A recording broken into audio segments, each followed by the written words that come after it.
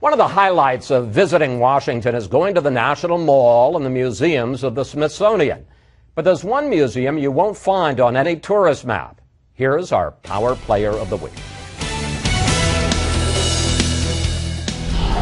It's always been called the best museum you've never seen. Toni Hiley is curator of the CIA Museum, a fascinating collection of gadgets and artifacts from U.S. spycraft.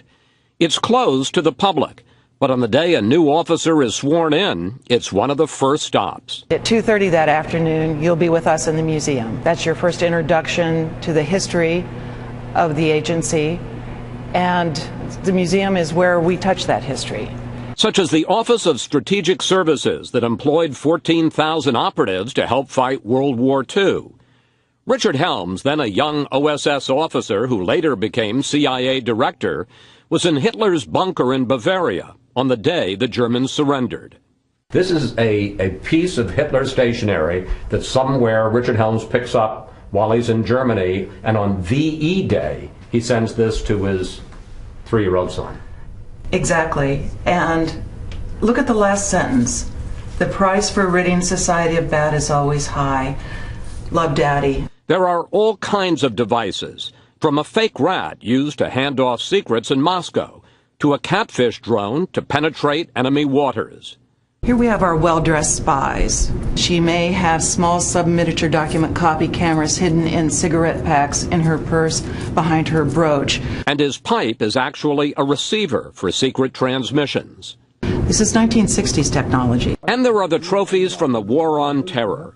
None bigger than the 7-to-1 all-source intelligence scale model of the bin Laden compound in Pakistan. Exact replicas of this model were used to brief the president and the assault team. I think we got the best feedback we ever could have hoped to receive when every single one of the assault team returned alive.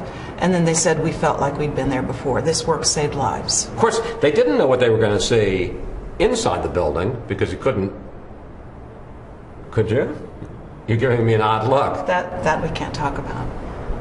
And now tell me about this. But right there is the automatic rifle that was next to bin Laden when the Navy SEAL team took him out. There are 25,000 pieces in the collection. Some are still classified, and only 5% are on display. Toni Hiley says the purpose is to record remarkable accomplishments most of us will never know about. One of the officers who had made some of the history that we captured in the gallery came up to me and threw his arms around me and said, "Thank you for doing this for us." That's why we do what we do. It helps our officers see that their sacrifice, that their contribution to the national security of our nation is recognized.